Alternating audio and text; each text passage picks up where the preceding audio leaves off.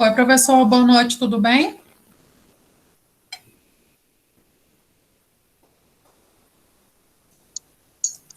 Boa noite, Juliana. Professor, deixa eu te perguntar, na aula de ontem, como é que o senhor fez chamada? Vou fazer com base nos trabalhos, né, que o pessoal está entregando, ou através da própria gravação do Google, do Meet. Ah, então tá bom, é porque eu não consegui concluir o trabalho, a atividade, e aí ontem, quando eu percebi, o senhor já tinha saído da sala, eu coloquei meu nome lá no chat, mas aí eu falei, não, amanhã eu pergunto para ele como é que ele vai fazer a chamada. Não se preocupa, não. Vamos iniciar Beleza. aqui, então.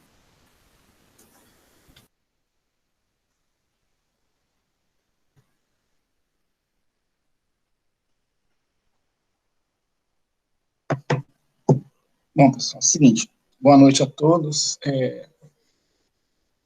Vamos para mais um dia de aula aí. Nós temos um exercício que foi postado, e esse exercício é para ser entregue, né, na verdade, hoje, certo? Eu estava olhando aqui no Moodle, somente 5 pessoas enviaram o exercício. Então, eu vou pedir para vocês uma atenção especial para as tarefas que são postadas no Moodle, porque essas tarefas elas valem pontos, conforme já foi falado e que está previsto também no plano de ensino. Então, se vocês não fizerem as tarefas, vocês vão perder os pontos, certo? Então, essa primeira atividade está postada desde a semana passada, e é uma atividade postada com base nos slides que já foram vistos, inclusive da primeira aula, ok? Então, eu vou dar aí para vocês 15 minutos para vocês responderem. Quem não respondeu ainda, né? Conforme eu já falei, responda e encaminhe aqui, ó, atividade 1. Tá certo?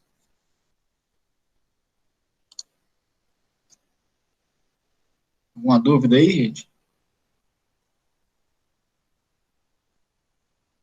Quem já respondeu, ok, sem problemas, tá? Então,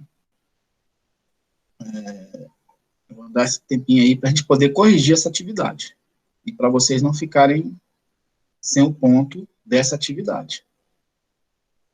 Mas na próxima atividade, para responder antes de iniciar a aula, tá? Então, essa primeira atividade eu vou dar esse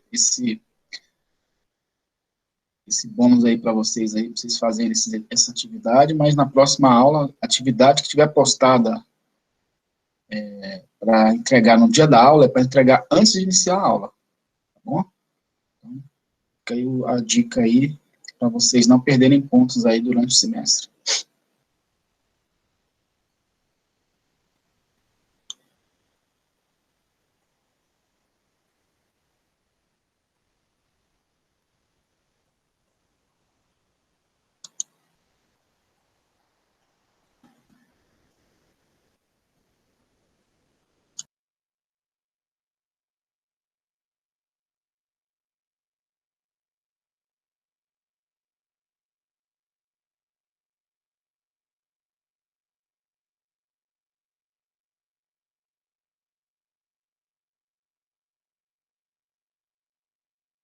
Professor,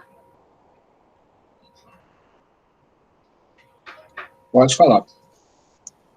é a primeira atividade? É a primeira atividade. Ah, tá, porque tem uma aqui com a data de hoje e eu não tinha visto essa ainda não. Essa tá desde a semana passada lá, tá? Não, eu tô falando na atividade 2. Não, estou me referindo à atividade 1. Você já fez a Ah, atividade 1? fiz, tá verdinho aqui, é porque eu não tô lembrada. Então, se você já encaminhou, ok, tá? Estou dando um prazo aí para quem não fez ainda encaminhar. E aí, daqui a pouco, eu vou fazer a correção dela.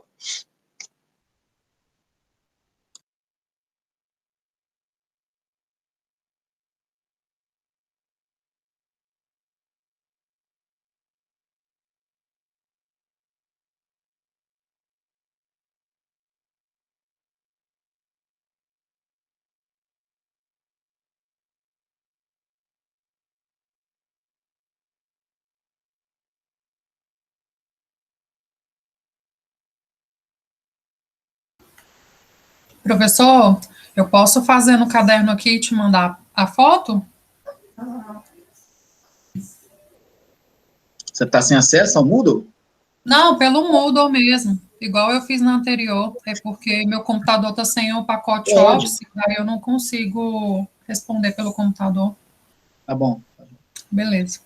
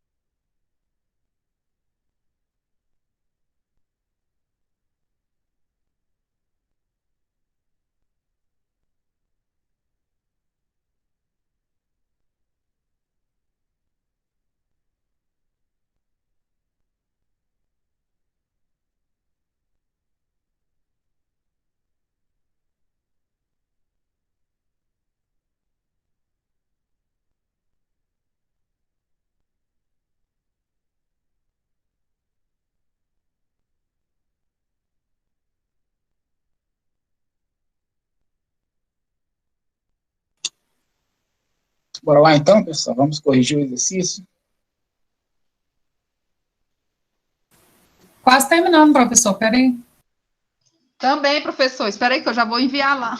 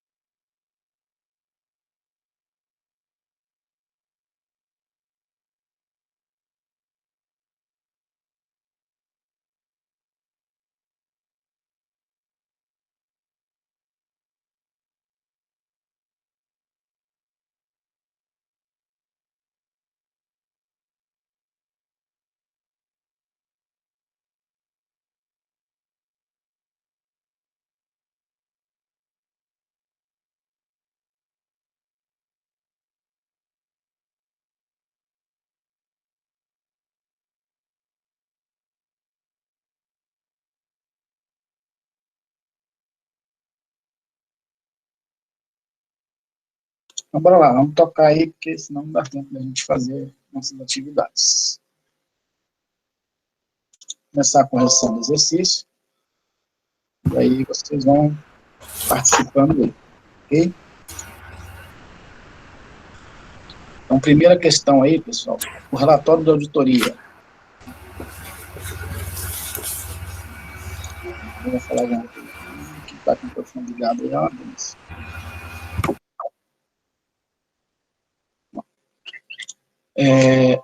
O relatório da auditoria, ele tem fé pública e exime os envolvidos no objeto auditado de responsabilização futura? Sim ou não?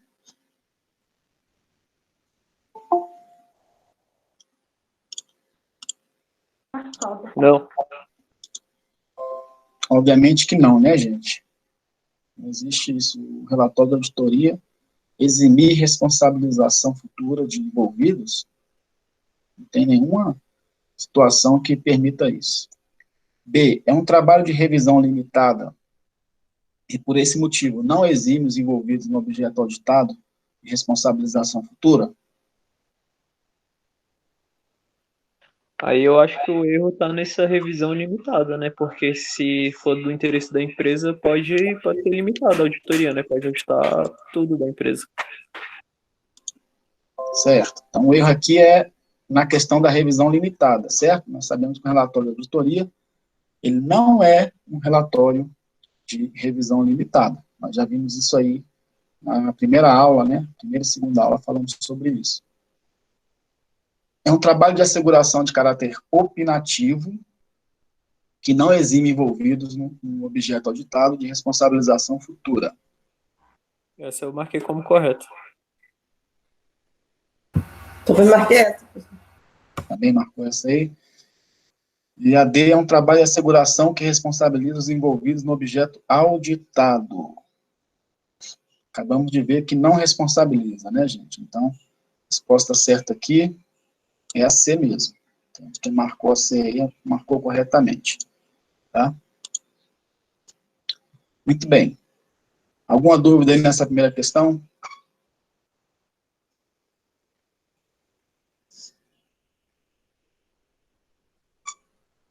Vamos para a segunda, então. A empresa... Professor, a primeira aí que o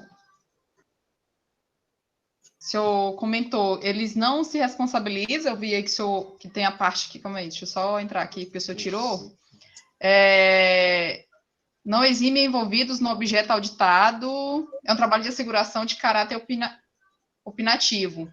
Ah, entendi. Entendi. Certinho, então. Tá bom? Uhum.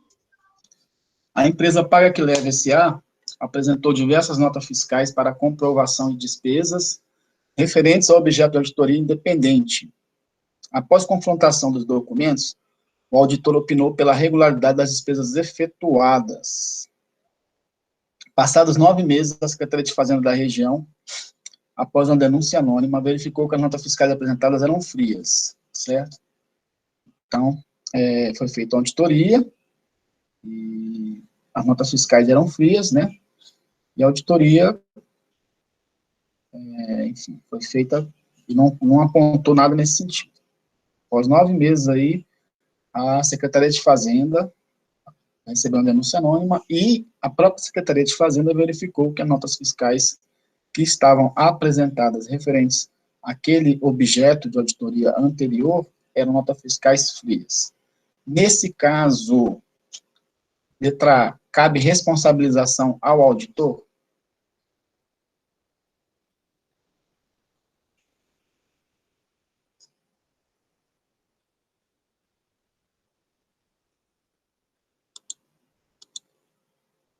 E aí? Eu acho que não. Restante aí, Larissa, Juliana. Também acho que não, professor. Eu acho que não. Não cabe, né? Não cabe responsabilização ao auditor. O auditor não pode ser responsabilizado por fraudes, né, dentro da questão da auditoria. Não é esse o objeto de trabalho, né, da auditoria, detectar fraudes, ainda que possam ocorrer dentro do trabalho a detecção desse tipo de situação. Quem vai detectar esse caso aí é uma fiscalização da Receita, né, professor? No caso de notas. Sim, se for algo muito gritante, né, que salta aos olhos, e que, enfim, uma pessoa qualquer pessoa que olha ali, veja que realmente é uma situação, um documento falso, aí tudo bem, aí vai ser apontado. Mas, enfim, o auditor não tem a obrigação de verificar se a nota fiscal, se o número dela está batendo de acordo, nada disso, tá? Essas questões aí são questões que é de outra esfera a ser de verificação, né? Não cabe para a auditoria, não. Cabe responsabilização aos proprietários da empresa? Sim. Marquei essa, professor. Marquei essa Marcaram também, essa? professor. Ok. Cabe responsabilização aos proprietários do auditor? Não, já vimos que o auditor não pode ser responsabilizado. E não cabe responsabilização ao proprietário, pois a auditoria o declarou que as despesas eram regulares. Ou seja, já vimos que a auditoria não exime pessoas de responsabilização, inclusive na questão anterior. Então, aqui, a responsabilização é aos proprietários, né? Que são responsáveis pela apresentação daquelas notas fiscais frias. Ok? Então, letra B. Tá claro isso aí para todo mundo? Sim. Assinale a opção correta. Os trabalhos de auditoria contábil e fiscal têm por objetivo garantir ou prevenir que não ocorram fraudes e erros.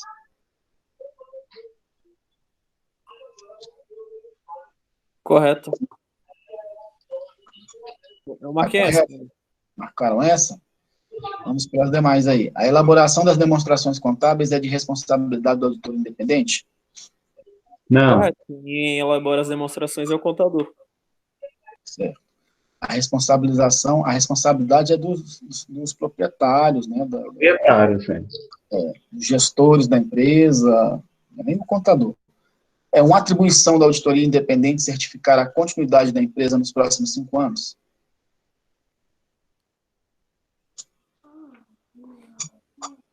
Também está incorreto. É responsabilidade do auditor prevenir e detectar erros e fraudes? Essa aí tá Tá errada correto, também. mas prevenir, aí eu acho que está incorreto, porque como é que ele vai prever se ele não sabe a situação da empresa? Não, ele vai dar as dicas, né, ou passar para a empresa como proceder, né? Então, é uma questão também de prevenir, né? De prevenção, né? A auditoria. Tá, então vamos lá, olha só. O trabalho da auditoria, gente, ele é um trabalho opinativo. Ele não garante e nem previne nada. Tá? Ele não tem esse objetivo, nem de garantir e nem de prevenir fraudes e erros. Ah, mas o trabalho de auditoria, ele não pode prevenir? Pode, mas não é o objetivo do trabalho da auditoria isso. Isso é o objetivo da empresa que contrata a auditoria, tá? Então, a gente tem que separar justamente essa questão para deixar isso claro. Então, quando aparecer uma questão que diga que o trabalho de auditoria certifica, garante, previne, né, tem como objetivo do trabalho, é falso, tá? Não é esse o objetivo do trabalho, ainda que ele possa prevenir, sim, pode ter caráter preventivo, quando ocorre com regularidade nas empresas, tá bom? Então, todas as questões aqui, ó, são falsas. Tá claro? Sim. Ok. Só um momentinho, pessoal, meu cachorro aqui hoje, ele tá querendo brincar aqui no meu pé aqui, tá meio complicado. No trabalho né, eu tenho que marcar aí o que é esse trabalho, é o trabalho no qual o auditor independente visa obter evidências apropriadas e suficientes para expressar sua conclusão, de forma a aumentar o grau dos usuários previstos sobre o resultado da mensuração ou avaliação do objeto de acordo com os critérios que sejam aplicáveis. Então, o que vocês colocaram aí? O trabalho... Essa eu marquei Eu letra C. marquei C. Você, C. O trabalho de asseguração Seguração e confiança. é o trabalho no qual o auditor visa obter evidências apropriadas e suficientes para expressar a conclusão, de forma a aumentar o grau de confiança dos usuários previstos sobre o resultado da mensuração, certo? Então, é a C mesmo. Está correto. É o trabalho de asseguração que visa aumentar o grau de confiança. Muito bem, vamos para a quinta questão. As normas de auditoria, a exemplo da contabilidade, vem passando por um processo de convergência, né, convergência às normas internacionais, como todos sabem, sendo possível afirmar que sua vigência se deu no ano com a publicação da resolução. Então, veja bem, nós estamos falando aqui da vigência, não é isso? Um processo aí de convergência das normas de auditoria, né? Quando iniciou-se esse processo, começou a vigir, e qual foi a resolução, né, que deu vigência a esse processo? O que vocês marcaram aí? Letra A. Letra A. Marquei. Letra A, professor. Todos marcaram letra A? Eu marquei C. Marcou a Eu também C. marquei C, professor. Marcou a C também. Beleza, então vamos ver aqui o que acontece. O que nós temos aí, gente? Nós temos a resolução número 1203 de 2009, que é a que está vigente hoje, certo? Então, e antes dessa resolução, a gente não tinha ainda nenhum tipo de movimentação nessa área de auditoria quanto à convergência e padronização dos procedimentos em nível internacional. Tá? Então, primeira coisa é o seguinte, a resolução correta é a 1203 e não a 820. Ok? Essa é a primeira colocação. Segundo, quando a gente fala de vigência é uma coisa, publicação é outra. Então, quem já viu aí, por exemplo, quem estudou comigo aí, contabilidade tributária, né, ou qualquer outro tipo de matéria que envolvesse aí, legislação tributária, deve estar lembrada daquele princípio, né, que é o princípio que a lei, ela só passa a vigir no ano posterior à sua publicação. Estão lembrados disso? Não, professor. Sim. E aí, nesse caso, por se tratar aí de uma resolução com caráter de lei, né, essa resolução, ela passou a vigir, né, a vigência dela, somente em 2010. Ela foi publicada em 2009, mas ela passa a ter efeito em 2010, certo? Princípio da anterioridade. Beleza? Então, a resposta certa aqui é a B de bola.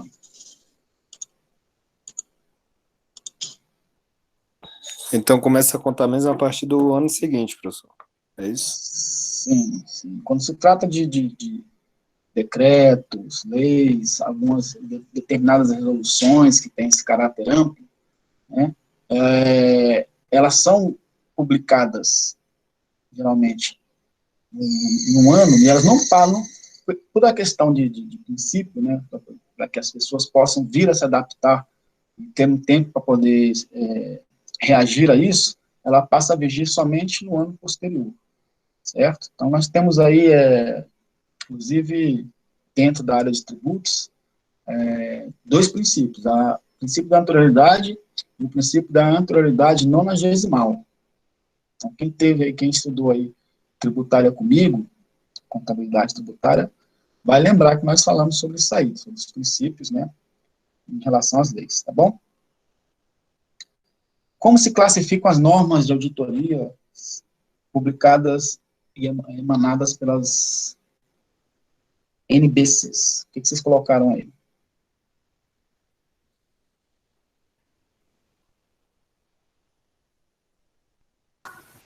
Professor, qual que é a 5 mesmo? Eu tive que sair aqui rapidinho. B de bola. Obrigada. O que vocês colocaram na 6 aí?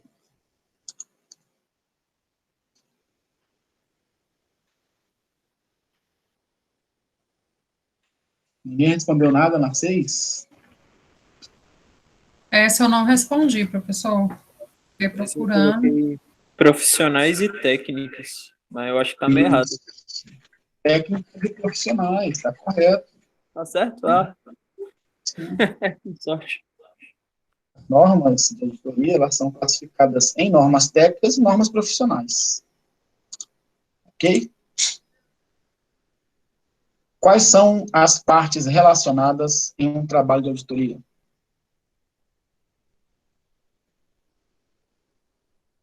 Coloquei que são as pessoas ou entidades que têm um controle e influência significativa, direta ou indireta, sobre a entidade que reporta. Certo. Mais alguma resposta?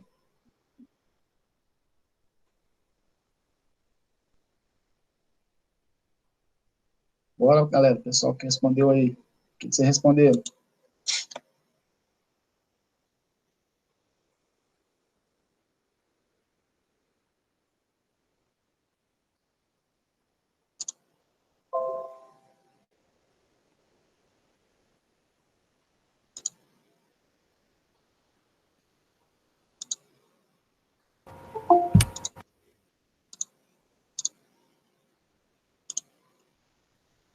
Pessoal,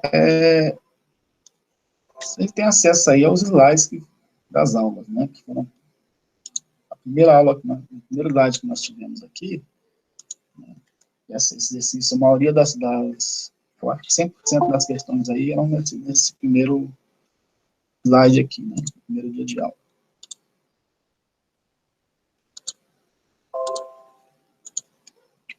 Então, nós temos as respostas todas aqui nos slides, né?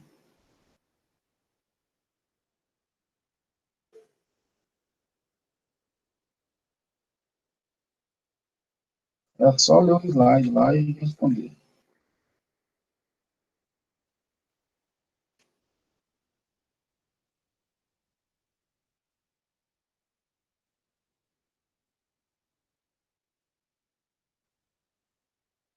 Elementos de trabalho da Desculpa, segurança professor, rapidinho, a questão 6 é normas técnicas e normas?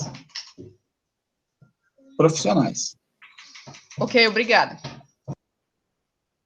Aqui, gente, ó. Slide da primeira aula. Relação das três partes envolvendo o auditor independente, a parte responsável e os usuários previstos. Certo? Então, quais são as partes envolvidas aqui no trabalho? São essas. É só pegar lá no slide, né, colocar aqui.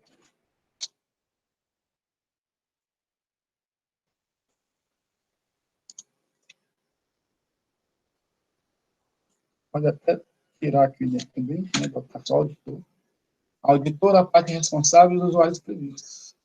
Esses usuários previstos aí são pessoas que estão envolvidas, além da própria parte interessada, né? O demandante é a parte responsável, né? A pessoa que solicita a auditoria, certo? E nós temos aí diversos usuários previstos ou envolvidos dentro do processo da auditoria que vai ser feita. Beleza? Questão 8. O trabalho é aquele que o auditor independente reduz o risco do trabalho para um nível aceitavelmente baixo, nas circunstâncias do trabalho como base para a sua conclusão. A conclusão do auditor independente é expressa de forma positiva e que transmita sua opinião como resultado da mensuração ou avaliação de determinado objeto de acordo com os critérios aplicáveis. Então, o que vocês colocaram aqui? Qual letra? Eu marquei para C. Eu marquei letra D, professor. Asseguração limitada, asseguração ilimitada. Mais alguém? Você também.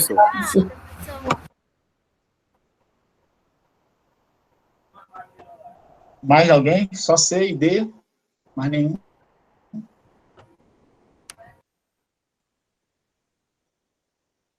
Marquei A, professor. Marcou A. Beleza. Então, vamos lá. Gente,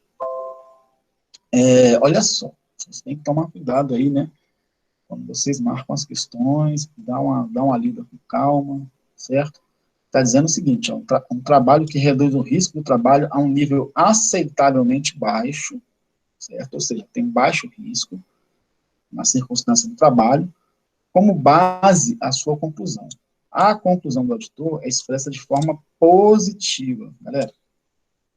Uma conclusão de forma positiva, ela só pode ter uma asseguração razoável, tá? Nós não temos como ter uma conclusão positiva que não seja proveniente de um trabalho de asseguração razoável.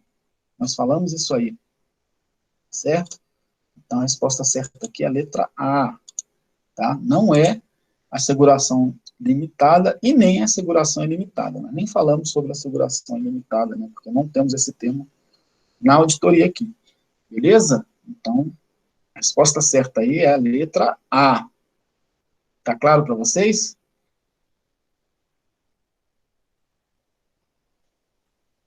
Beleza. Tranquilo. Indique os principais princípios éticos de conduta que o auditor independente é requerido a cumprir. Quais são os principais princípios éticos? Exercer a atividade com zelo, integridade, competência, confidencialidade, eficiência, credibilidade, imparcialidade e qualidade. Isso mesmo. Só pegar lá, tá aqui, ó. No próprio slide, né? Pegar aqui, ó, Ctrl+C e Ctrl+V. Só pegar e puxar e botar aqui. Isso aí, nessa primeira aula, né?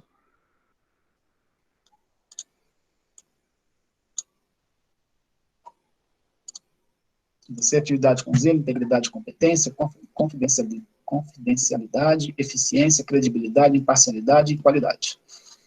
Esses são os principais princípios éticos. Julgo afirmativo a seguir. No trabalho de asseguração limitada, o auditor reduz o risco do trabalho para um nível que é aceitável na circunstância do trabalho, mas que ainda é mais seguro do que para um trabalho de asseguração razoável. Está verdadeiro ou falso? Verdadeiro.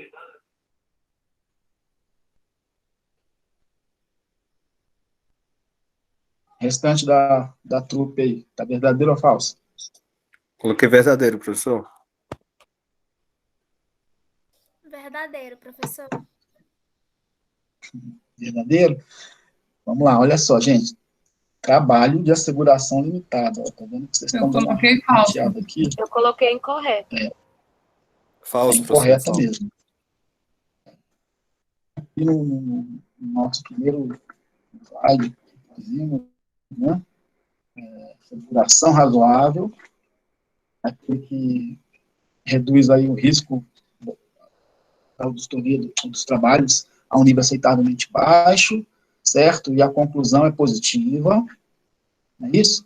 E a asseguração limitada é o que reduz o risco do trabalho de asseguração a um nível que seja aceitável, considerando as circunstâncias do trabalho.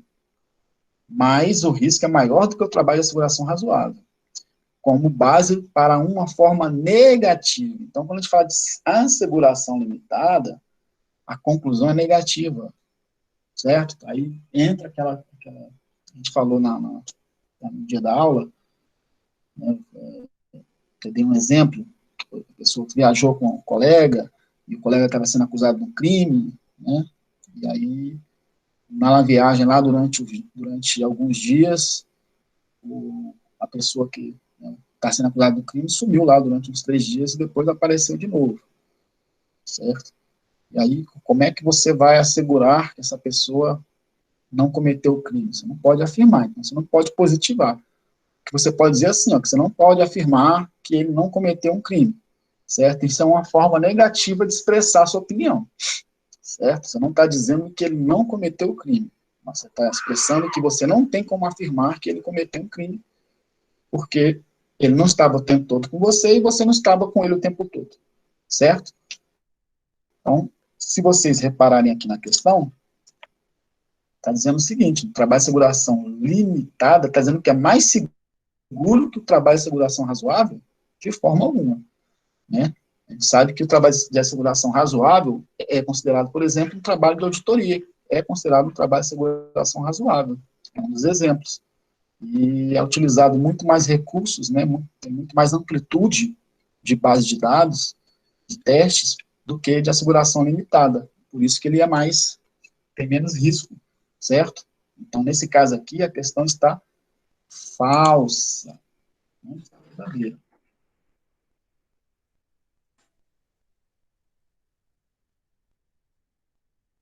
Tá claro isso para vocês?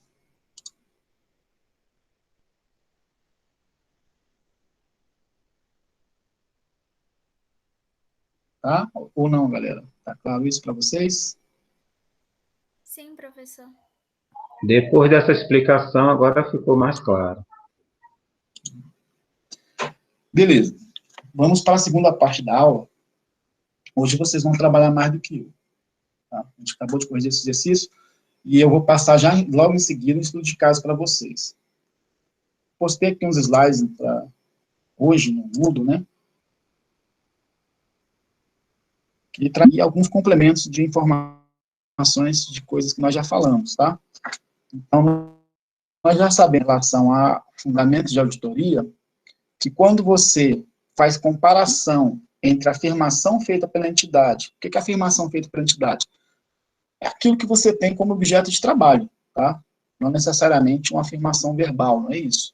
Mas é aquilo que você constata em termos de análise da situação encontrada, certo? E aí você compara com os critérios que precisam, que são estabelecidos, né, que precisam estar estabelecidos para que você faça justamente uma ponderação se a situação encontrada, se as afirmações que você tem em mãos estão ou não em conformidade com os critérios, para você emitir uma opinião, certo? Então, isso aqui nós vimos que é a base do contexto auditorial, né? Quando a gente pega, existem critérios e a gente vai lá e verifica as situações em relação a esses critérios e faz essa comparação para emitir opinião. Basicamente isso. Então, nós temos que a auditoria é um processo sistemático, documentado e independente de se avaliar objetivamente uma situação ou condição para determinar a extensão na qual critérios são atendidos, obter evidências quanto a esse atendimento e relatar os resultados dessa avaliação a um destinatário predeterminado. Basicamente falando, é isso, né, que nós temos em termos de auditoria, que nós viemos falando ao longo desse período aí. Ainda, se nenhuma distorção relevante é encontrada pelo auditor, podemos dizer que ele está conforme os critérios, né? Então, se você tem a situação encontrada, que é a que nós chamamos de condição, né? Vimos isso, inclusive, na aula passada, e o critério estão de acordo, né? A situação encontrada está de acordo com aquele critério, ok. Então, você vai opinar sem ressalvas, né? Tá tudo certo. Então, a situação encontrada está de acordo com a lei, com a legislação, com o regulamento, ou seja, são os critérios. Caso contrário, o auditor emitirá a sua opinião, né? Caso os critérios e a situação encontrada não estejam, né, concatenados aí, não estejam batendo, a sua opinião vai ser o quê? Adversa, e com ressalvas, né? Você vai dizer que não, a situação encontrada não está de acordo com aquilo que deveria ser, certo? E aí você vai opinar com as suas devidas ressalvas, ok? Nós temos aí também, nós vimos as fases da auditoria, né? Nós temos primeiramente a aceitação do cliente quanto à auditoria que vai ser feita, o planejamento que é feito pela auditoria, a fase de execução e depois a fase de relatório. Basicamente são essas as fases de auditoria que nós temos, certo? O fechamento da auditoria, né? O aceite da auditoria pelo cliente, aí você começa a fazer o planejamento, executa a auditoria e emite o seu relatório. E que não é o objetivo da auditoria. Vamos, inclusive, no exercício agora, prevenir e identificar fraudes e erros, elaborar demonstrações contábeis, garantir que todas as transações foram contabilizadas, atestar boa gestão da administração, garantir a viabilidade, essas palavras, prevenir, né, elaborar, garantir, elaborar demonstrações, garantir que as transações foram contabilizadas, atestar a boa gestão, garantir a viabilidade. Não, a auditoria não tem esse objetivo, tá? Não é o objetivo da auditoria. Ainda vimos que, em regra geral, o auditor ele tem que guardar sigilo de tudo e de todos, né? Tanto dentro da entidade quanto fora da entidade, certo? É uma das principais atribuições, dos principais atributos que o auditor deve ter, além daqueles outros que nós já vimos, é a questão do sigilo. Obviamente que existem algumas exceções em relação a esses sigilos. Por exemplo, as evidências consideradas pelo auditor para emissão do seu parecer sobre demonstrações contábeis, emitido pelo auditor independente, que tenha sido precedida, podem ser divulgadas para o auditor sucessor, desde que a entidade auditada autorize previamente por escrito. Então, houve mudança de auditor. O auditor estava fazendo a auditoria, ou fez uma auditoria, e agora passa a ser outro auditor. Pode acontecer, né? A mudança do profissional. Aquele auditor que estava fazendo, deixa de fazer aquele trabalho e passa a ser outro auditor. Nesse caso, a própria empresa, ela pode, né, solicitar, olha, passa, então, por favor, as informações da auditoria passada para o auditor continuar o trabalho que você estava fazendo, certo? Isso são algumas exceções que podem ocorrer. Ainda nós temos a resolução 1445, de 2013, do Conselho Federal de Contabilidade, que estabelece que os auditores devem comunicar à COAF, né, que é aquele conselho de movimentações suspeitas do governo, operações suspeitas de lavagem de dinheiro dos seus clientes, né, e essa comunicação não constitui violação do sigilo funcional. Então, você está vendo lá que o seu cliente, ele está evadindo tributos, né, tá lavando dinheiro lá com outras situações, enfim, está usando a empresa como fachada. Isso tem que ser comunicado, né? O auditor, ele tem a obrigação de comunicar. Ainda em relação ao escopo da auditoria, o escopo deve ser estabelecido de modo suficiente e satisfazer os objetivos de trabalho. Então, quando a gente está falando de escopo aqui, a gente está falando de quê? Do objeto, né, gente? Aquilo que foi definido como objeto de auditoria, certo? Então, quando se define o que vai ser auditado, essa definição, nós falamos sobre isso, né, temas, objeto, escopo, é a mesma coisa, tá? Eles são estabelecidos de modo a satisfazer os objetivos do trabalho, certo? Então, nós vimos ali quais são os objetivos também dos trabalhos de auditoria na aula passada, e esse escopo envolve a definição das questões de auditoria, como, por exemplo, também a profundidade, o detalhamento dos procedimentos, a delimitação do universo auditado, que é a abrangência, a configuração da amostra, que é a extensão da auditoria, e a oportunidade dos exames, certo? Então, quando você define o escopo, você também já define aí o detalhamento de diversas situações que envolvem o escopo, o objeto, né? Qual vai ser a quantidade de dados que vai ser necessária auditar, certo? O que é mais importante em termos de relevância, né?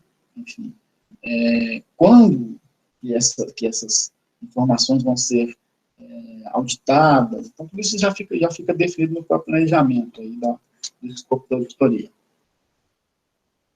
Programas e procedimentos de auditoria deve ser desenvolvido e documentado um plano para cada trabalho de auditoria, que evidenciará o objetivo, o escopo, o prazo e a alocação dos recursos, né? Então, também tem essa questão aí de prazo.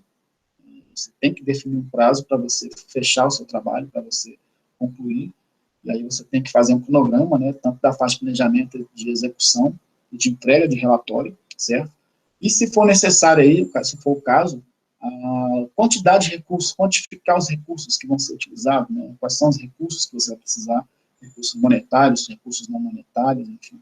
Os auditores devem desenvolver programas de auditoria que alcancem objetivos de auditoria, e tais programas e seus eventuais ajustes devem ser registrados e aprovados antes do início da execução, certo? Então, tudo isso já tem que ser pensado, o planejamento já tem que ser feito da forma mais correta, para que não se tenha furos, né, não se perca tempo e não saia daquilo que foi realmente previsto. O programa de auditoria, o objetivo de estabelecer diante da definição precisa dos objetivos de trabalho, a forma de alcançá-los que deve evidenciar o objetivo e o escopo da auditoria, o universo e a amostra a serem examinados, os procedimentos e técnicas a serem utilizados, os critérios de auditoria, as informações requeridas, e suas fontes, as etapas a serem cumpridas com respectivos cronogramas, e quantificação dos recursos, né? Então, foi aquilo que a gente falou anteriormente, de uma forma um pouco mais detalhada, o que deve envolver aí esse programa, esse planejamento de auditoria. Bem, e aí nós vamos falar agora sobre achados, que são justamente o que se encontra ali no momento que você faz a auditoria. Então, durante a fase de execução, a equipe de auditoria deve aplicar os procedimentos previstos na matriz de planejamento em busca de achados, desenvolvendo na matriz de achados. Então, é feito lá nós chamamos de papéis de trabalho, né, uma matriz de achados, e tudo que você verifica em termos de constatações, e aí nós chamamos essas constatações que acabam sendo relevantes para o relatório, de achados, né, e nós temos uma matriz aí que é utilizada, onde nós pegamos esses achados e fazemos ali o link com os objetivos a qual aquele achado vai estar relacionado, certo? Um achado de auditoria é qualquer fato significativo, digno de relato pelo auditor, constituído de 4 atributos essenciais. Então, nós temos que ver aí que um achado ele tem esses atributos: situação encontrada, ou condição, nós vimos isso já, né? Critério, causa e efeito. Estão lembrados da aula passada? Nós fizemos até aquele pequeno exercício, onde eu pedi que vocês indicassem qual seria a condição, critério, a causa e efeito daquele exemplo que foi dado. Isso é um achado para a gente, tá? Um achado de auditoria decorre da comparação da situação encontrada com o critério, e deve ser devidamente comprovado por evidências. Então, olha só, gente, a partir do momento que a auditoria verifica uma situação, né, digamos, uma situação, uma condição encontrada em desacordo com o critério, né, ou mesmo em acordo, ela tem que fazer o quê? Ela tem que fundamentar isso através de documentos, certo? São documentos que comprovam que a sua opinião, aquilo que você colocou no relatório, realmente é uma verdade. Então, existe uma diferença entre auditoria e fofoca, né? Fofoca é aquilo que se fala, mas que não tem como se comprovar. Já o trabalho do auditor, o achado, é aquilo que consegue se comprovar, né? Tem que ter a comprovação, a evidência. Beleza? Então, se alguém falar assim, eu vi o fulano, né? Fulano é casado com a ciclana, mas eu vi ele no cinema com a outra ciclana, né? Enfim, você viu, você filmou, você tirou foto? Se não filmou, não tirou foto, você não tem evidência. Se você não tem evidência, isso é fofoca, certo? E fofoca não é achado, ok? Então, na auditoria é a mesma coisa, a gente não tem a situação da fofoca, né? Não, eu ouvi, eu acho que vi, eu vi alguém parecido, e aí não existe isso no trabalho de auditoria. A auditoria é um trabalho objetivo, tem que ter uma evidência material de comprovação do seu posicionamento ali dentro da sua auditoria. O achado ele pode ser negativo, quando revela impropriedade ou irregularidade, né? Então, nós temos as situações onde fatos ocorrem, mas que não são fatos, às vezes, de má fé, e isso a gente chama de impropriedades, né? Pessoas cometem erros, têm dificuldades em cumprir certas rotinas, e às vezes até sem querer mesmo, né? Acabam cometendo certos erros, porque a falha humana é possível, certo? E aí é uma impropriedade. O achado ele pode ser um negativo e pode ser considerado uma impropriedade, mas ele pode ser considerado também uma irregularidade, quando a pessoa age realmente má fé. Então, você está fazendo lá uma auditoria numa empresa, né? Aí está fazendo uma auditoria no caixa e percebe que alguns cheques sumiram, certo? Ok. Aí você vai procurar a causa do sumiço desse cheque. Não, o cheque sumiu porque foi arquivado, foi colocado lá, foi colocado numa pasta que não era para ter sido colocado, e alguém acabou arquivando ali, junto com documentos, e aí depois encontraram o cheque lá. Isso é uma propriedade. Aconteceu de alguém guardar no local errado, era para botar no malote, para ir para o banco, botaram em outra pasta que parecia com o do malote e foi para outro lugar. Ok? Outra coisa, o cheque ter sumido, e aí o auditor faz investigação e verifica que o cheque foi descontado na conta do funcionário. Isso é uma irregularidade. Então, existe diferença entre propriedade e irregularidade. É um achado negativo, por quê? Porque ele está em desconformidade com os critérios que são considerados adequados, certo? E o achado positivo é aquele que aponta as boas práticas de gestão, ou seja, quando tudo que está em situação ou condição encontrada está batendo ali com seus critérios estabelecidos, certo? Esse é o achado positivo. Ainda temos que um achado de auditoria deve ser desenvolvido de forma a apresentar uma base sólida das conclusões e as propostas de encaminhamento dos auditores, atendendo necessariamente aos requisitos básicos. Quais são?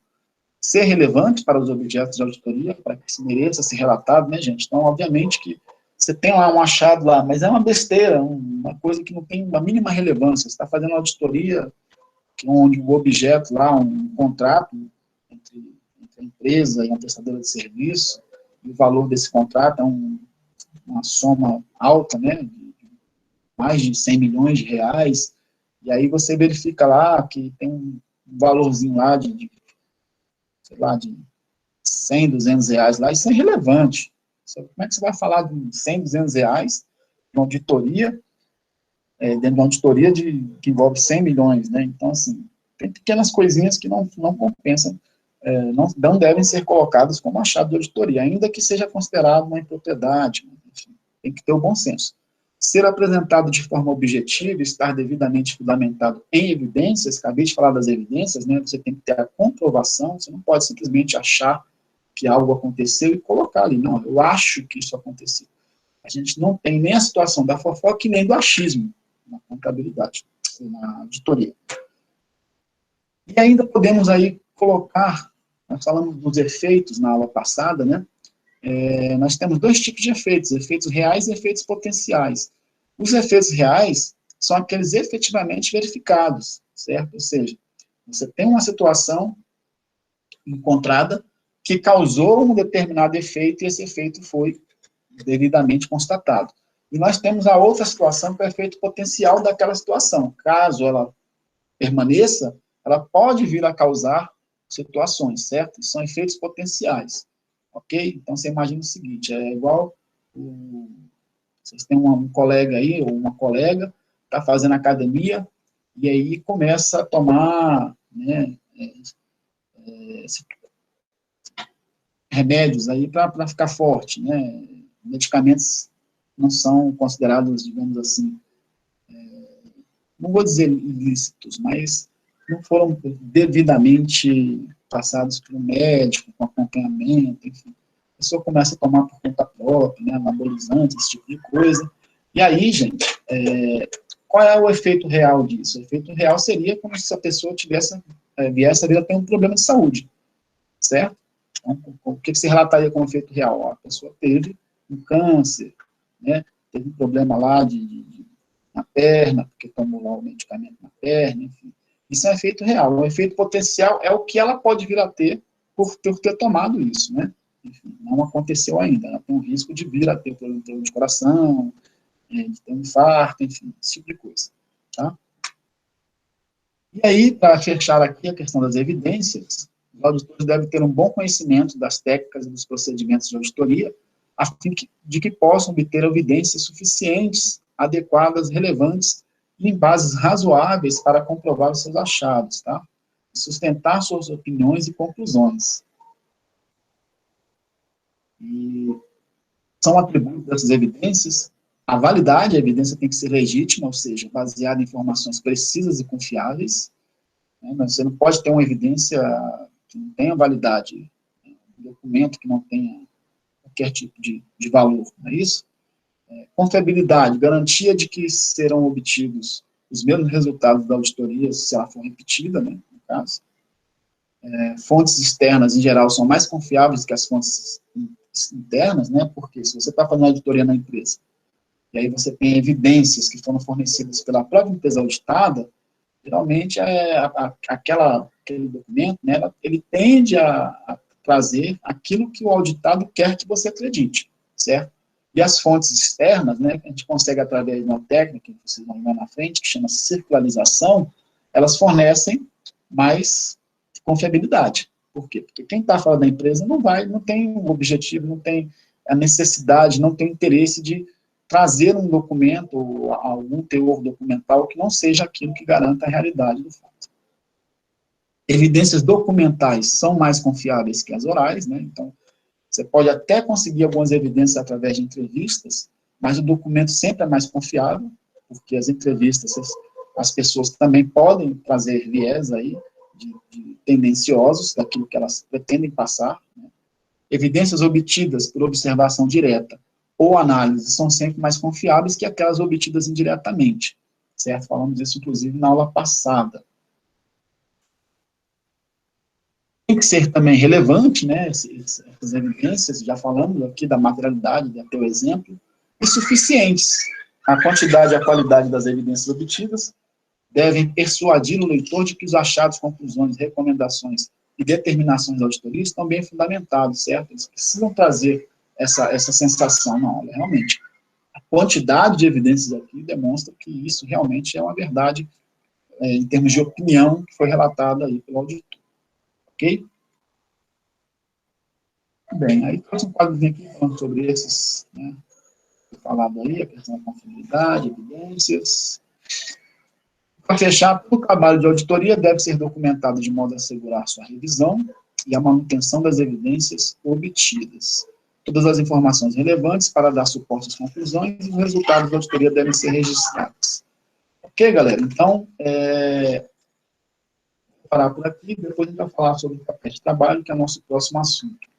Eu trouxe para vocês hoje mais uma atividade, tá?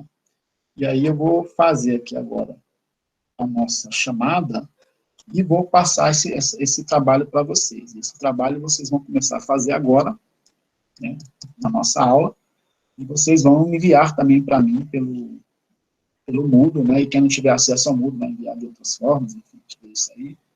Bom, mas quem tiver acesso ao Moodle vai enviar pelo Moodle. Tranquilo até aí? Tranquilo.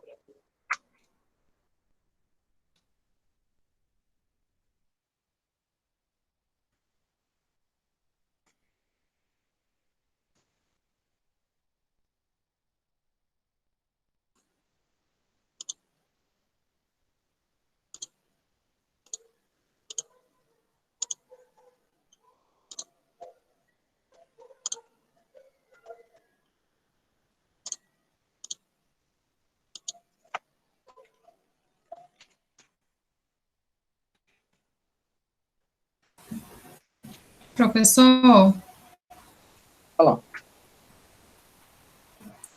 então, assim, durante o processo da auditoria, se eu verificar que há uma falha no processo e está levando a empresa ao erro, eu não posso opinar nesse caso, ou pode ser abertamente assim? Durante o trabalho de auditoria, você verificou que tem uma falha no processo, é isso? Você verificou que tem uma falha no processo? Isso. E aí, por isso que está levando a empresa ao erro. E, assim, eu não posso opinar a mostrar para a empresa, assim, qual seria a melhor forma, por exemplo? Pode, você pode opinar. O que não pode acontecer é você opinar sem ter evidência. Você tem que demonstrar, por que está acontecendo isso? Qual é a evidência que te levou a essa conclusão? Certo? Você tem que demonstrar quais são as evidências e fundamentar a sua opinião. Basicamente isso. Ah, beleza. Então, ela vai dar a opinião dela, ou seja, uma orientação. Não, olha só, gente. Não confundir. Quando a gente fala de opinião em auditoria, não é o seguinte, eu acho, isso não é opinião de auditoria, tá? Assim, beleza, vamos falar sobre vida fora da Terra. Beleza. Eu acho que existe, eu acho que tem extraterrestres, eu já vi uma nave espacial, ok?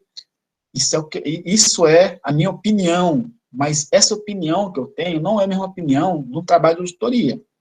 Não confundir opinião.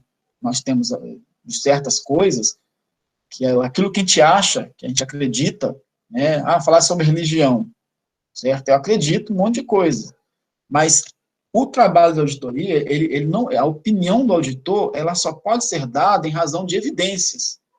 Então, se eu estiver fazendo um trabalho de auditoria, eu não posso simplesmente colocar aqui as minhas crenças e falar sobre elas sem ter uma comprovação documental, uma prova, uma evidência sobre essa opinião que eu estou para fundamentar essa opinião.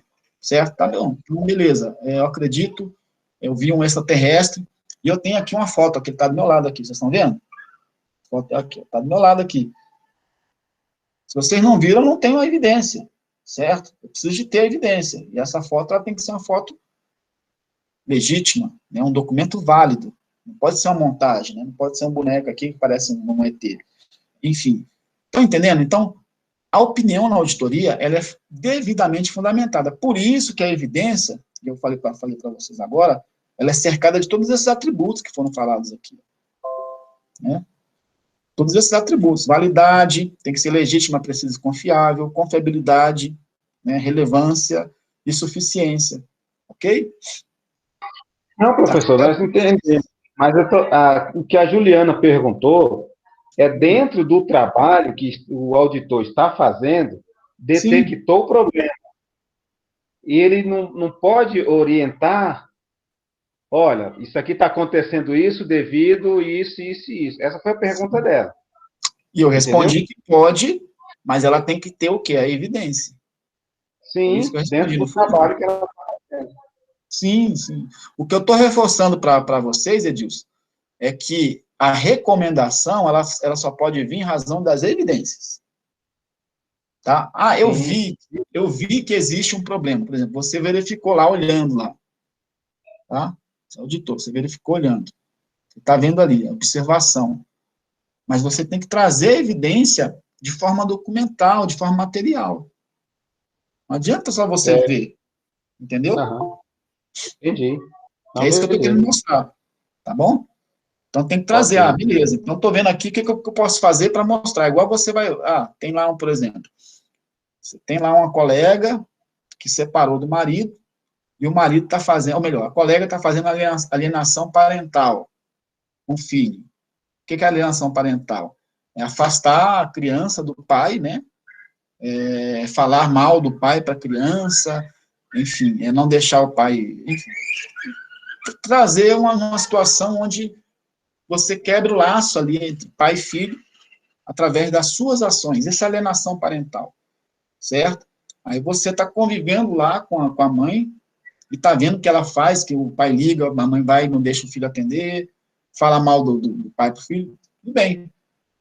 Você conhece a situação, você sabe que ela está praticando esse crime, que é um crime, né? Está praticando esse crime, mas qual é a evidência que você tem? Você tem que fazer o quê? Vamos filmar aqui, vou gravar, vou pegar uma conversa do WhatsApp, vou dar um print. Isso são evidências, para que se possa montar um processo e entrar na justiça contra essa mãe, para que ela não faça isso, certo? Ah, mas a evidência também a pessoa ir lá e falar, é válida? É válida, a testemunha é válida, tá? Só que na auditoria, a gente não tem essa situação igual na justiça. Você chama a pessoa aqui, e ela fala, e alguém ouve e fala, não, então tudo bem, então é isso. Não é assim que funciona. Lá na auditoria, as coisas funcionam com documentação, certo? Então, dentro do que considera essa evidência, a gente tem que ter esse aspecto aí de materialidade. Beleza? Vamos para a chamada aqui, rapidamente, para a gente conseguir começar a fazer o trabalho ainda hoje, tá? Andréia. Presente. Antônio. Estou aqui, mestre. Tá caladinho hoje, Antônio, não ouvi você falar. Ô, professor. Delícia. Presente. Mês de imposto, você sabe como é que é a correria. É assim mesmo. Dijan. Presente. Tá aí, Edilson tá aí. Edson Matheus. Aqui, professor. Elielson. Pronto. Elivelto. Elivelto.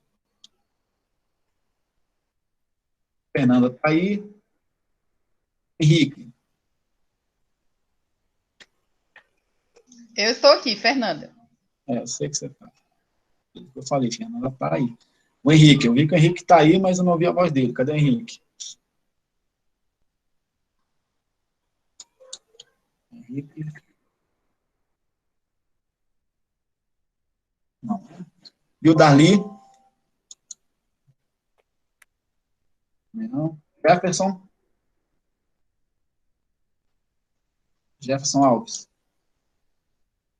Jonas.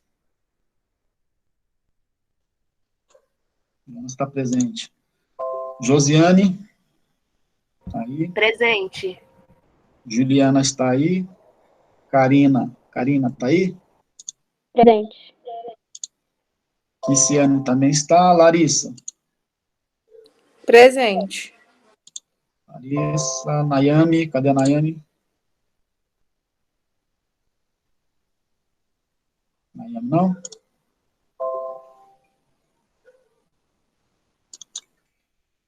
Rayan. Rayan. Raquel. Presente, professor. Sam. Aqui. Suelen. Suelen. Thalita. E a Thalita? Thalita? Você mesmo, Thalita. Sou eu. Ok, então, chamada feita. Galera, nossa atividade vocês vão fazer, ó.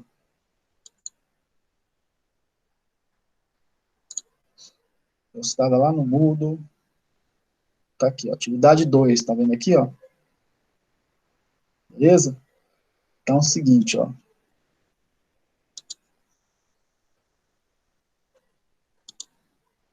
É um estudo de caso.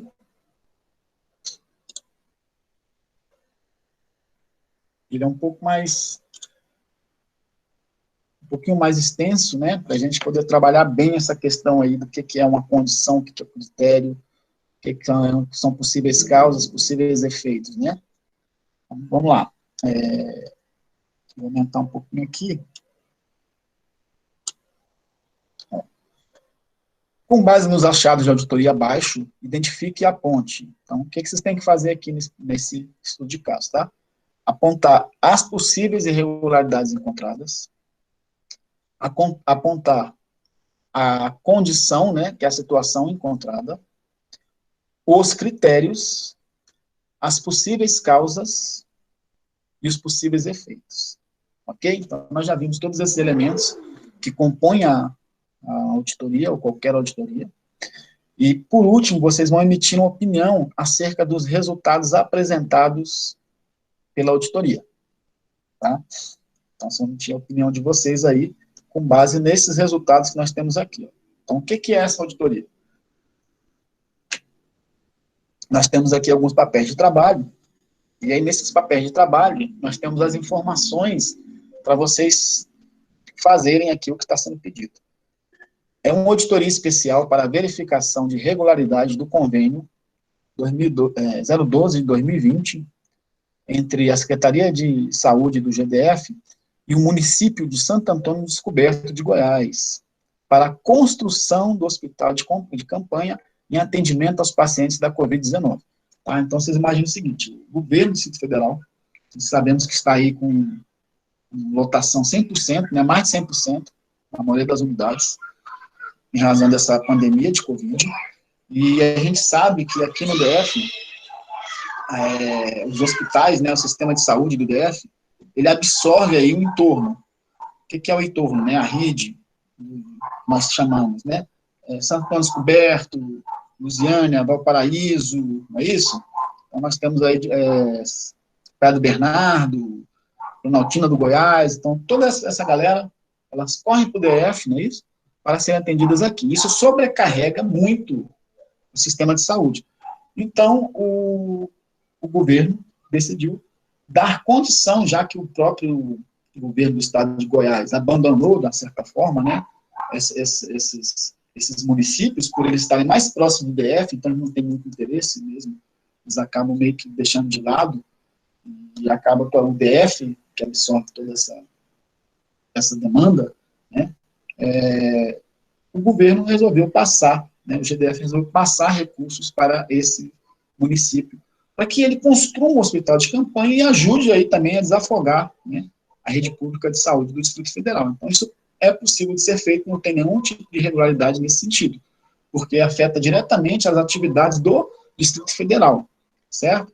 Esse convênio foi firmado em 2 de abril de 2020, com vigência de 24 meses, e tem como objeto a construção do hospital de campanha para atender os pacientes de Covid-19 no município de Santo Antônio dos Cobertos de Goiás. Inclui-se como objeto o custeio para capacitação profissional, contratação de serviços especializados na área de saúde, aquisição de material de consumo para o escritório e hospital, medicamentos, combustível, equipamentos e material permanente. Serviram como parâmetros para as análises efetuadas no termo do convênio 012, firmado entre o Distrito Federal, por meio da Secretaria de Estado de Saúde, do DF, e o município de Santo Antônio Descoberto, né, de Goiás. Também as leis 8666/93 e 10.520/2002, e a Ação Normativa 001/2005, da Controladoria Geral do DF, aqui, CGDF, certo? Aí temos aqui um pouquinho da instrução normativa, o que ela fala, certo? Beleza. Os achados de auditoria, tá? Então, aqui nós temos aqui o que é o objeto, né? Quais são aqui os parâmetros, os critérios. Nós temos aqui os achados, ó, os achados de auditoria.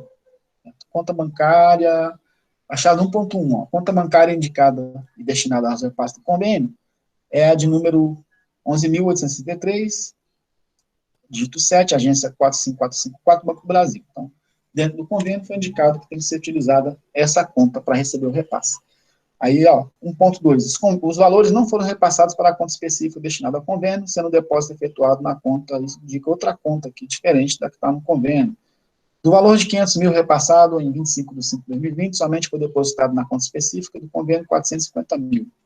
Então, 50 mil ficou em algum outro lugar aí. Os valores repassados não foram aplicados em caderneta de poupança, quando for em prazo inferior a 30 dias, ou fundo de aplicação financeira oficial, no caso superior a 30 dias, que é o convênio também, ele reza isso, né, que se o valor não for utilizado, ele tem que estar aplicado. Se for ficar parado durante 30 dias ou menos, caneta de poupança. Se for mais do que 30 dias, tem que ficar aplicado em fundos de aplicação oficial. Mais 60% das notas não foram emitidas em nome da prefeitura, em desconformidade com a cláusula 10ª. Identificamos que, em 7 de 7 de 2020, foi transferido o valor de 35 mil da conta do convênio para a conta do Programa Família Saudável do município, que é um programa próprio deles, enfim. Consideramos anormal a quantidade de saques efetuados no período de abril a junho de 2000, aqui não é 2009, não, só 2020. Através dos cheques contados na boca do caixa, efetuamos diligência. Aí tem todos os achados aqui. O que são os achados? É a fase de execução, né? Os auditores foram lá no município e verificaram isso, né? Olharam, analisaram documentos, também fizeram verificações. Verificação documental, verificação em loco, de documentos, de situações, e aí foi relatado aqui tudo que foi encontrado como achado, né? Aquilo que pode ser desconforme ou não, ok? Conforme foi falado. Enfim, aí, ó, onde tiver 2009 aqui, é 2020, tá? Porque eu peguei aqui um documento que eu tinha lá de trás e eu fiz uma adequação aqui. Ficou algumas datas aqui, 2009, mas é 2020. E aí, beleza, o que vocês vão fazer aqui? Vocês vão pegar aí tudo isso aqui, ó, que são os achados, né? Aqui atrás, aqui também, ó, logo em seguida, a gente tem as justificativas que foram apresentadas pela prefeitura, pelo governo do estado, do governo de Santo Antônio Descoberto lá, em relação a esses achados, e aí vocês vão montar, vocês vão separar isso conforme foi pedido aqui. E no final vocês vão fazer o quê? Vão emitir uma opinião acerca dos resultados de tudo isso aqui que vocês verificaram, né, conforme foi devidamente colocado aqui, as regularidades, as condições, os critérios, os possíveis casos, os possíveis efeitos, você vai emitir uma opinião. Tá certo? Então, é um mini estudo de caso para vocês já começarem meio que dar uma destravada aí, né, em relação a entender o que é condição, critério, causa e efeito. Nós fizemos aí um mini exercício na aula passada, mas hoje é para dar uma reforçada mesmo no que nós já vimos aí anteriormente. Tá bom? E aí eu abri aqui para vocês essa atividade. E vou dar um prazo, vocês vão começar a fazer essa atividade agora, depois do intervalo, está aqui 8h55, já vai entrar no intervalo, e voltar aqui às 21h10, e vocês vão entregar a primeira parte dessa atividade, que é essa parte aqui, essa primeira parte aqui, 1, ó, vocês vão entregar hoje, tá? Vão separar isso aqui, e já vão entregar, né? Vai lá, ver o que é condição aqui, bota aqui, ó, abre aqui embaixo aqui, vai lá, o que for condição, você vai colocando aqui embaixo aqui, o que é critério, você bota embaixo critério, o que é causa, você vai ter que botar aqui possíveis causas, né? Também vai colocar aqui. E quais são os possíveis efeitos? Também colocar aqui embaixo os possíveis efeitos. E as possíveis irregularidades encontradas também, colocar aqui embaixo, certo? É só Ctrl+C, Ctrl+V. Você vai pegar lá e colocando aqui, montando isso aqui. Monta essa primeira parte e manda para mim até o final da aula, ou melhor, eu dei até mais prazo aqui, né? Até o final da aula, mas vocês podem ficar até um pouquinho depois aí, ou até meia-noite, sem problema, e enviar isso aí, tá? Mas dá para enviar tranquilamente até o final da aula aí, 10h15, sem problema nenhum. Essa segunda parte aqui, vocês vão fazer posteriormente, com calma, e vocês vão enviar somente amanhã. Eu vou dar prazo aí até meia-noite de amanhã, para vocês enviarem aqui a opinião acerca dos resultados encontrados, tá bom? Ficou claro para vocês? Sim, professor. Beleza? Então é isso, vocês vão ter aí 50 minutos para fazer essa primeira parte, tá? Pegar lá, separar, dentro daquilo que foi pedido lá, direitinho, e aí amanhã vocês vão ter o dia inteiro para emitir uma opinião e me enviar, até o final do dia, até meia-noite, na verdade, até o final da noite, tá bom? Então essa é a nossa segunda atividade, lembrando que a primeira atividade foi essa que a gente corrigiu. Essas atividades, como eu falei, elas são pontuadas aí na nossa média, né? 2 pontos de atividades. Então, vou somando aí até o final desse primeiro bimestre, todas as atividades aqui vão estar dentro dessa pontuação. Beleza? Vamos dar uma parada aqui agora para o intervalo. Vocês voltam aí a partir das 21h10, 21 aproximadamente, para fazer essa atividade e entregar essa atividade. Alguma dúvida? Eu tenho. Como é que começa aqui? Acabei de mostrar para vocês. Tô travado aqui, professor, sinceramente. Vai. Vamos lá. O que são critérios aqui, Dijan? Olha lá. No caso aqui, os achados seriam... É porque eu estou começando pelas irregularidades, então eu deveria colocar todas essas questões aqui dos achados que estão irregulares? Não, olha só. Eu vou falar para você, apesar de possíveis irregularidades ser letra A, eu vou falar para você deixar isso aqui por último. Por último? Vou passar ela para como sendo as últimas para você colocar. Acha primeiro as condições, né, quais foram as situações encontradas, coloca os critérios, possíveis causas, possíveis efeitos, e depois as possíveis irregularidades encontradas, que você considera como sendo possível irregularidade. Tá bom? Ah, beleza, talvez assim, então a coisa fique muito clara. É porque a possível irregularidade é a comparação da condição com o critério. Então, primeiro você tem que separar a condição e o critério, certo? Primeiro esses dois aqui, beleza? Aí você já pode até fazer aqui, você poderia até colocar na C aqui, sem problema. Ah, queria colocar aqui, ó, depois dessa... É porque eu não coloquei na sequência lógica, mas você pode colocar aqui. Né? Possíveis irregularidades encontradas, depois possíveis causas, possíveis efeitos. Aqui, essas três aqui no final, tranquilo, você pode fazer em qualquer ordem, mas essas duas aqui são as duas primeiras. Ok? Beleza, então. Ajudou aí? Acho que sim, vou tentar fazer aqui. Qualquer dúvida, eu grito aqui. A ideia é justamente essa, vocês começarem a botar a mão na massa para destravar, né? Não adianta, não consigo fazer. Vou esperar o professor fazer. Aí não vai resolver a sua vida. É igual você querer dirigir olhando a pessoa dirigindo. Você não vai aprender nunca. Você tem que ir lá no trânsito, né, e aprender, mesmo que você erre. É a mesma coisa, gente. Vamos botar a mão na massa para aprender. A auditoria é assim. Beleza? Mais alguma pergunta? Não? Então, tá bom. Vou fechar aqui, então. Vamos para o intervalo aí.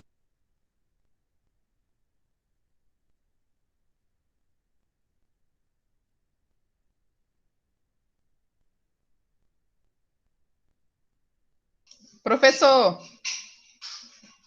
Professor? O senhor ficou sem áudio, acredito. O senhor está sem áudio. Pode falar, diga. Ah, tá. A gente vai terminar essa primeira parte do exercício e o senhor vai corrigir logo no final da aula esse exercício, que seria interessante. O senhor Não dá tempo de corrigir hoje, Fernanda. Não tem tempo de corrigir hoje. Já então... corrigiu aquele primeiro exercício, a gente não tem tempo, não. Já são 21 horas, vocês vão ter 50 minutos para vocês fazerem o exercício e me enviarem. Aí na próxima aula é que a gente faz a correção. Tá, jóia, então. Obrigada. Fechado? Então, beleza, galera. Qualquer coisa, vocês me chamam aqui.